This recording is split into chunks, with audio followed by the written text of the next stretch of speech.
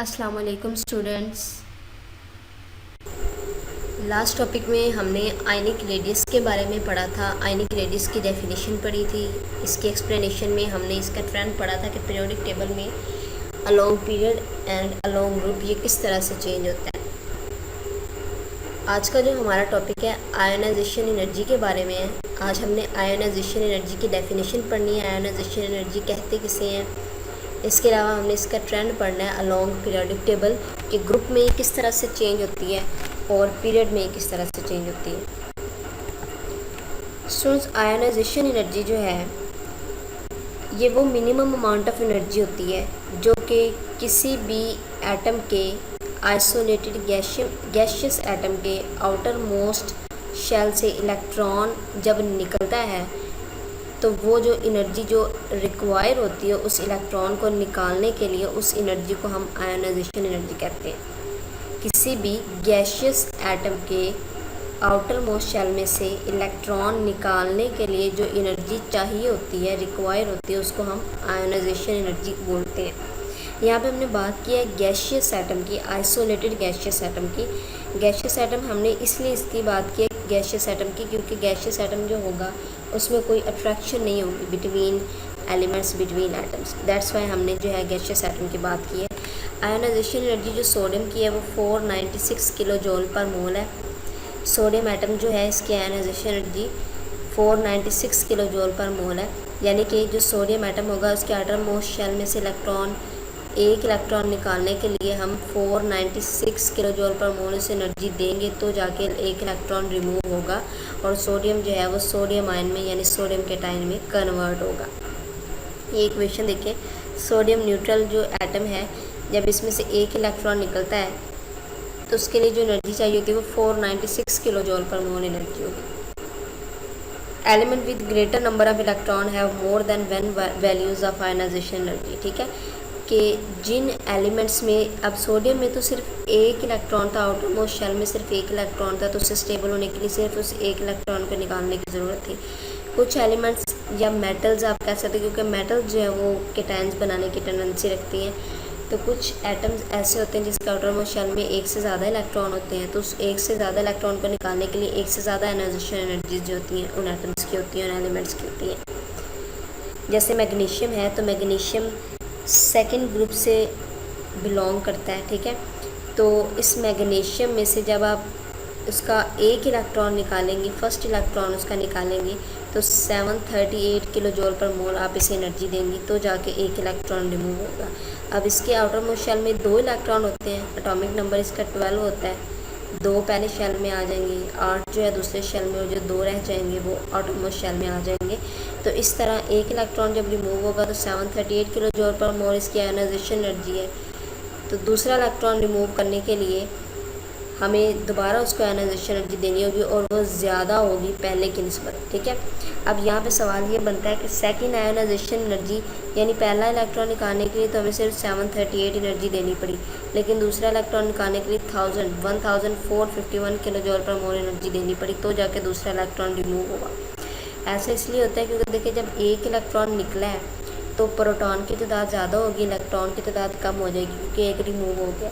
तो जो न्यूक्लियस है यानी प्रोटॉन है उस इलेक्ट्रॉन को ज़्यादा स्ट्रॉन्गली अट्रैक्ट करते हैं। इस तरह जो दूसरा इलेक्ट्रॉन होगा, अब जो न्यूक्लियस है उसने इलेक्ट्रॉन को अट्रैक्ट कर लिया, ठीक है ना, तब दूसरा इलेक्ट्रॉन निकालने के लिए ज़्यादा एनर्जी देगी क्योंकि जो इलेक्ट्रॉन है अब वो वाला आउटर मोस्ट जो इलेक्ट्रॉन एक रह गया अब वो न्यूक्लियस के होल्ड में है। ठीक है, अट्रैक्ट कर रहा है न्यूक्लियस उसे क्योंकि न्यूक्लियस की जो है स्ट्रेंथ वो ज़्यादा है।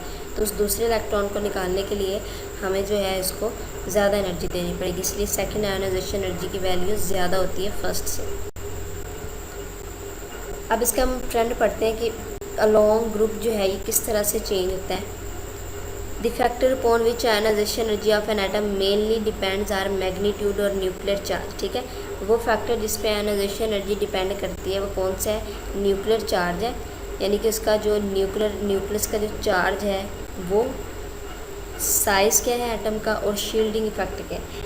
अब ये शील्डिंग इफेक्ट किसे कहते हैं, शील्डिंग इफेक्ट जो है स्टूडेंट देखें जो न्यूक्लियस है वो आउटर मोस्ट इलेक्ट्रॉन को क्या करता है, अट्रैक्ट करता है। ठीक है, अब न्यूक्लियस और आउटर मोस्ट इलेक्ट्रॉन यानी वेलस जो शेल होगा उसके दरमियान में जो शेल आते हैं उसकी वजह से न्यूक्लियस की अट्रैक्शन आउटर मोस्ट शेल पे कम हो जाती है। जैसे यानी कि दरमियान वाले जो शेल्स हैं, वेलस शेल और न्यूक्लियस के दरमियान वाले शेल्स जो हैं अगर वो बढ़ते जाएंगे तो इस तरह अट्रैक्शन कम होती जाए, क्योंकि इलेक्ट्रॉन जो है, जो आउटर मोस्ट शेल में इलेक्ट्रॉन है वो इनर शेल में इलेक्ट्रॉन को रिपेल करेंगे। ठीक है, तो इसको हम शील्डिंग इफेक्ट कहते हैं।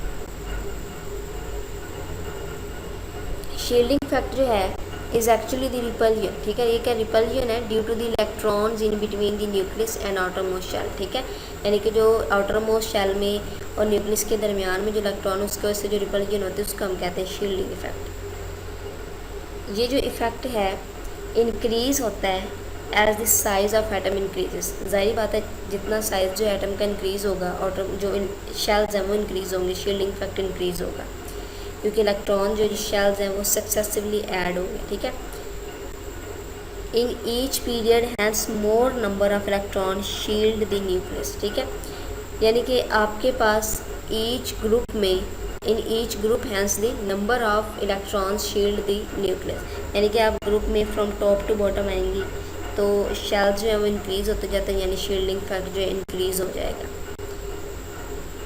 इस तरह आप जब ग्रुप में फ्रॉम टॉप टू बॉटम आती हैं द न्यूक्लियर चार्ज इंक्रीज़ होता है but the size of atom and the number of electron causing the shielding effect as increases, therefore ionisation energy decreases from top to bottom. ठीक है, क्योंकि देखिए जो repulsion है, शील्डिंग इफेक्ट जो है वो रिपल्जन क्रिएट करता है। ठीक है, तो अब जो इलेक्ट्रॉन्स हैं, इलेक्ट्रॉन्स को निकालने के लिए इतनी ज़्यादा एनर्जी नहीं देनी पड़ेगी, क्योंकि न्यूक्लियस की होल्ड में आउटर मोस्ट शेल अब इतनी ज़्यादा वो अट्रैक्शन नहीं रही है ड्यू टू शील्डिंग इफेक्ट। ठीक है, तो जैसे जैसे शील्डिंग इफेक्ट इंक्रीज़ होता जाता है, जैसे जैसे शेल्स जो हैं वो बढ़ते जाएंगे, न्यूक्लियस का होल्ड जो है वो आउटर मोस्ट शेल पे क्या होता जाएगा, कम होता जाएगा, तो इलेक्ट्रॉन को निकालना आसान होगा, यानी कम मिकदार में एनर्जी देनी पड़ेगी, इलेक्ट्रॉन निकल जाएगा।